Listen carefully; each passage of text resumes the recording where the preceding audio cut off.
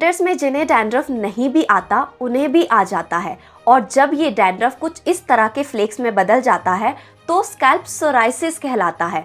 और ये scalp psoriasis अगर टाइमली ट्रीट ना किया जाए तो आपके मेजर हेयर फॉल का रीज़न बन सकता है। आज के इस वीडियो में मैं आपके साथ डैंड्रफ के बारे में बात करूंगी, स्कैल्प सोराइसिस के बारे में बात करूंगी, इसका ट्रीटमेंट कैसे कैसे आप करवा सकते हैं, क्या क्या DIY रेमेडीज़ अपने लिए कर सकते हैं, एंड अगर उन DIY रेमेडीज़ से भी आपको फ़ायदा ना मिले तो trust me you need to visit a doctor, क्योंकि ये स्कैल्प सोराइसिस इतना मेजर हेयर फॉल आपके बालों में करेगा कि आपके सारे बाल जा सकते हैं। एंड बाल हमारी पहचान का एक अहम हिस्सा है, ये हम सभी मानते हैं। जितने बाल गिरेंगे उतना हमारा कॉन्फिडेंस गिरता है। So without wasting any further time let's start today's video. और अगर चैनल को सब्सक्राइब नहीं किया तो फटाफट से सब्सक्राइब करें। Hi everyone, welcome back to my YouTube channel and thank you so very much for watching Dr. Wingardium. I hope you all are doing great and loving whatever you guys are doing. अब देखिए, जिनको ऐसी वाली problem नहीं है ना, अगर आपकी स्कैल्प इतनी फ्लेकी नहीं है तो आप वीडियो को स्किप करके आगे जाके सिर्फ रेमेडी देखिए, क्योंकि उसमें मैंने सिर्फ डैंड्रफ की ही नहीं स्कैल्प सोराइसिस की भी बताई है। लेकिन जो स्कैल्प सोराइसिस के लिए रेमेडी है वो डैंड्रफ वाले भी कर सकते हैं, हर कोई अपने लिए कर सकता है, हमारे बालों के लिए, हमारी स्कैल्प के लिए फ़ायदेमंद ही है, कोई प्रॉब्लम नहीं है। बट अगर आपको स्कैल्प सोराइसिस की प्रॉब्लम है तो प्लीज़ वीडियो को पूरा देखें, अपनी प्रॉब्लम को समझें एंड उसके बाद अपने लिए रेमेडी करें। ठीक है, तो लेट्स स्टार्ट। सबसे पहले तो डैंड्रफ के बारे में समझ लेते हैं। डैंड्रफ एक बहुत ही नॉर्मल सी कंडीशन है जिसमें आपके बाल, आपकी जो स्कैल्प है वो ड्राई सी हो जाती है, हल्के से छोटे छोटे से फ्लेक्स निकलते हैं वाइट कलर के या हल्के से येलोइश कलर के। लेकिन जब यही फ्लेक्स बहुत बड़े उसमें निकलने लगे ना, लाइक पीसेस में निकलने लगे, मैं यहाँ पर इमेज लगा दूंगी, कुछ इस तरह के निकलने लगे, दैट मीन्स कि आपको स्कैल्प सोराइसिस या कोई भी हेयर रिलेटेड प्रॉब्लम है और आपको उस टाइम पे डॉक्टर को ज़रूर दिखाना चाहिए अगर आपकी DIY रेमेडी से वो ठीक नहीं हो रहा। जब हमारे को ये प्रॉब्लम होती है तो हम क्या करते हैं, हम डैंड्रफ वाली रेमेडीज़ करना शुरू कर देते हैं। अब देखिए, डैंड्रफ तो नॉर्मल, आप मस्टर्ड ऑयल लीजिए, उसमें लेमन डालिए, अच्छे से मसाज करिए, वो क्योर हो जाता है। लेकिन स्कैल्प सोराइसिस एक क्रॉनिक प्रॉब्लम है जो फैमिली टू फैमिली चलती है एंड समटाइम्स ये इससे ठीक नहीं होता है। इनफैक्ट ये और ज़्यादा बढ़ जाता है क्योंकि एक तरह का फंगल इन्फेक्शन ये है, और जब आप ऑयलिंग बालों में करते हैं और बालों को अच्छे से वॉश नहीं करते, उस फंगस को आप फीड करते हैं, उसको और ज़्यादा पावर मिलती है और वो और ज़्यादा बढ़ता जाता है।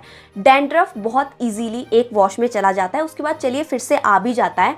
बट स्कैल्प सोराइसिस ना एक वॉश में जाता है ना सेकंड वॉश में जाता है, उसके लिए आपको बहुत ज़्यादा चीज़ें करनी पड़ती हैं कंटिन्यूअसली, उसके बाद ही वो चीज़ें क्योर हो पाती है। और ऐसा नहीं है कि स्कैल्प सोराइसिस घर पर ठीक नहीं हो सकता। आपको क्या क्या डाइट में चीज़ें ऐड करनी है, क्या चीज़ें अवॉइड करनी है, वो सारी मैं आगे चलकर बताऊँगी।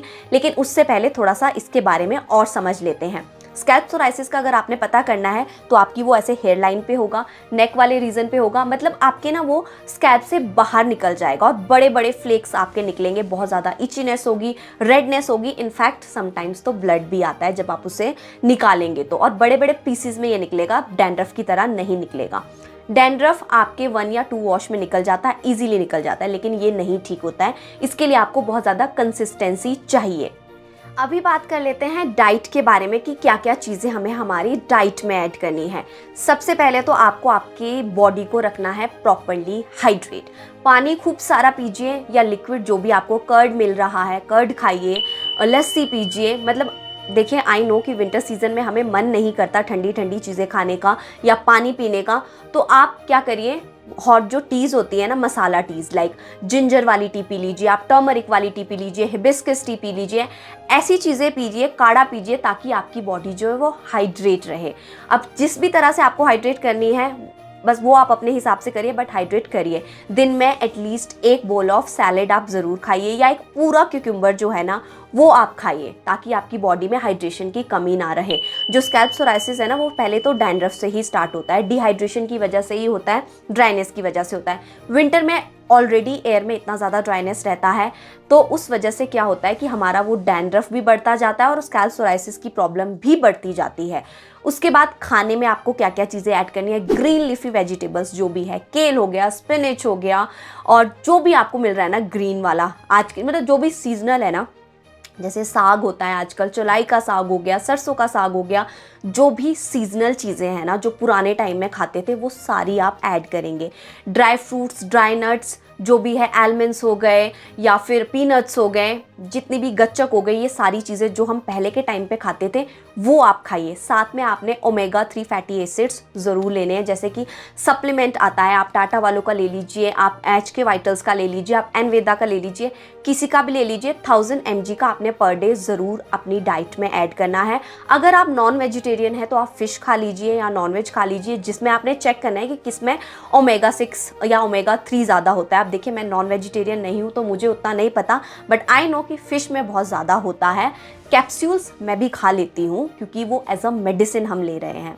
तो आप अगर कैप्सूल खाना चाहते हैं, अगर आप वेजिटेरियन हैं तो आप कैप्सूल्स ले लीजिए, अगर कैप्सूल नहीं खाना चाहते तो आप नेचुरल वे में ले लीजिए। तो ये हो गई डाइट की चीज़ें कि क्या क्या आपको खानी है। अब कुछ ऐसी चीज़ें जो आपको प्रॉपरली अवॉइड करनी है। Number 1 is vitamin C rich चीज़ें आपको बिल्कुल ऐड नहीं करनी है, जैसे ऑरेंजेस हो गए, लेमन हो गया, ये चीज़ें आप अपनी डाइट में ऐड नहीं करेंगे। इससे क्या होता है वो और ज़्यादा स्प्रेड होता जाता है। उसके बाद जैसे पोटैटो, आलू की सब्ज़ी, टोमेटो, ये सारी चीज़ें आप अगर अवॉइड कर सकते हैं। ये कुछ मेन चीज़ें हैं जो आप ना ऐड करें तो आपके लिए बेटर है। इसकी जगह आप कर्ड ले लीजिए, उससे आपका विटामिन C का जो भी है कमी आपकी बॉडी में वो पूरी हो जाएगी। लेकिन फॉर दिस सीज़न अगर आपको ये प्रॉब्लम है तो आप सिट्रस फ्रूट नहीं खाएंगे। उसके बाद आप अपने बालों को कभी भी स्कार्फ से या कैप से रात को सोते टाइम या दिन में जब बाहर जा रहे हैं उस टाइम आप थोड़ा ढक लीजिए, बट रात को आप नहीं ढकेंगे, ताकि आपकी जो स्कैल्प है ना एटलीस्ट वो ब्रीथ कर सके। अगर वो अपने आप को हील करने की कोशिश कर रही है तो अपने आप को हील कर सके। अगर आप उसे फुल्ली कवर करके ऐसे बांध के रखेंगे तो वो सांस नहीं ले पाएगी। तो ये कुछ एक चीज़ें हैं जो आपको करनी है। उसके बाद मैं आपको बताती हूँ कि आपको मास्क कैसे बनाना है। लेकिन मास्क तो हम बनाएंगे ही, लेकिन मास्क के साथ हम एक ड्रिंक भी बनाएंगे जिसको हम एवरी डे अपनी मील से पहले, ब्रेकफास्ट से पहले या जब भी हमें टाइम लगेगा हम हर रोज़ पिएंगे बिना स्किप करें। जिसे बनाने के लिए हमें चाहिए कच्ची हल्दी, जो कि हमारी बॉडी में इन्फ्लेमेशन कम करती है। उसके बाद मैंने 1 से 2 आंवला लिया है जो हमारी बॉडी में विटामिन C की डेफिशिएंसी कम करेगा। हमारे बाल अगर वाइट हो रहे हैं उन्हें वापस से ब्लैक करेगा और हमारे बालों को स्ट्रेंथ प्रोवाइड करेगा। उसके बाद है जिंजर, जो हमारे बालों का ब्लड सर्कुलेशन इंप्रूव करता है, जिससे हमारे बालों में ग्रोथ होती है। अब इन सारी चीज़ों को ना आपने अच्छे से कर लेना है ग्राइंड, और ग्राइंड करने से पहले आप इसमें थोड़ा सा पानी भी ऐड कर सकते हैं ताकि उसका जूस अच्छे से एक्सट्रैक्ट हो जाए। उसके बाद आपने इसका जूस एक्सट्रैक्ट कर लेना है। एंड अगर आप हर रोज़ ये नहीं बना सकते ना तो आप क्या करिए, थोड़ा ज़्यादा अमाउंट में इसे लीजिए, जूस एक्सट्रैक्ट करिए और उसको आइस क्यूब्स बनाकर रख लीजिए, और जब भी आपको पीना हो आप उसे पानी में ऐड कर लीजिए। लेकिन अगर आपके पास टाइम है तो आप every day as a shot इसे पी सकते हैं। जब आप जूस एक्सट्रैक्ट कर लेंगे उसके बाद आप उसमें डालेंगे थोड़ा सा हनी अपने टेस्ट के अकॉर्डिंग और थोड़ा सा ब्लैक सॉल्ट। ब्लैक सॉल्ट हमारा डाइजेशन इम्प्रूव करता है, हमारी गट को क्लीन करता है, और हनी हमारी स्किन को मॉइस्चराइजेशन प्रोवाइड करता है। और जो हमें डैंड्रफ और स्कैल्प सोराइसिस होता है ना, उसमें मोस्टली मॉइस्चर का बहुत ज़्यादा रोल रहता है क्योंकि ड्राई हो जाती है स्कैल्प बहुत ज़्यादा। तो आप इस तरह से इसे प्रिजर्व भी कर सकते हैं, और अगर आप डेली फ्रेश बनाना चाहें तो उससे बेहतर तो क्या ही हो सकता है। तो ये देखिए मैंने जूस एक्सट्रैक्ट कर लिया। Now I am adding honey to it. इसको मिक्स करिए एंड पी जाइए। अब देखिए जो इसमें जिंजर हम ले रहे हैं ना वो हमारे ब्लड सर्कुलेशन को इम्प्रूव करेगा।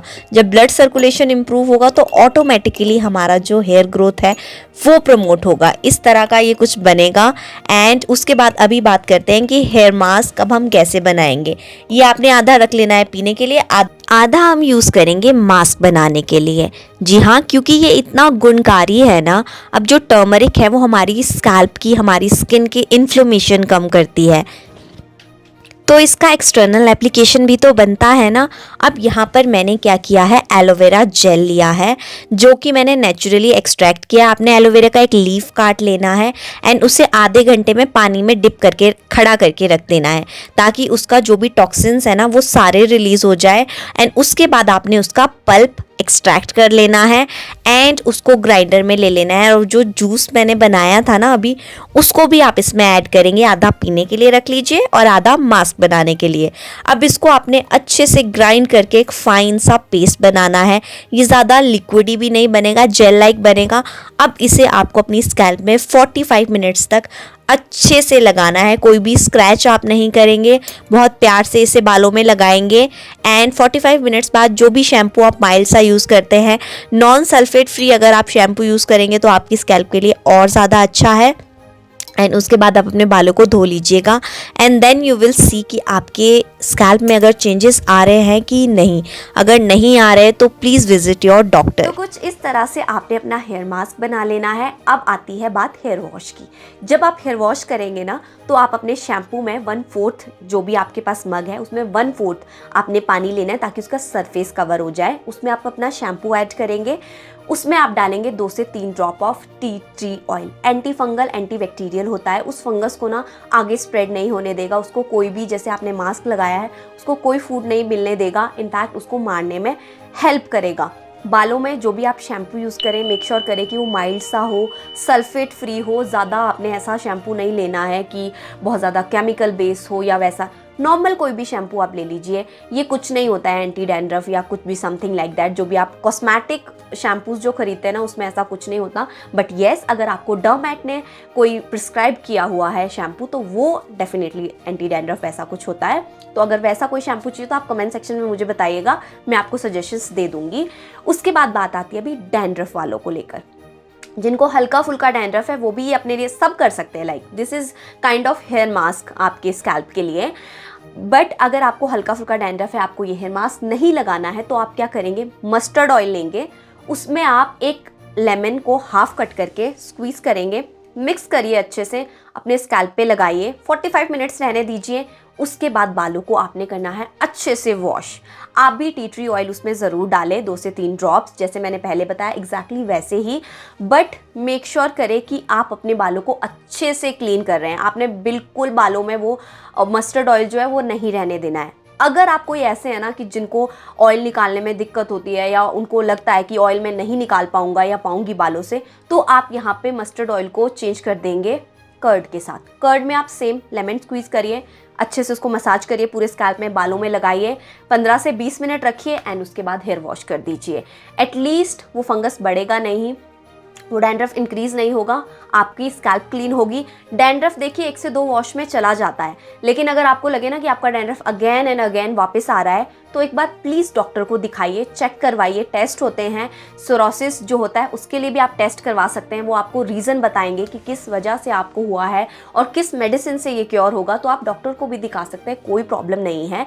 बट अगर आपकी कंडीशन थोड़ी नॉर्मल है अभी, तो आप नॉर्मल अभी ये DIY रेमेडी करिए। एंड ट्रस्ट मी, 3 बार आप ये रेमेडी जब करेंगे ना, वीक में 2 बार आपको ये करना है। अगर आपको लगता है ना कि 3rd टाइम में भी आपको कुछ ज़्यादा बेस्ट रिजल्ट्स नहीं मिल रहे, तो आपको इमीडिएटली डॉक्टर के पास जाना है।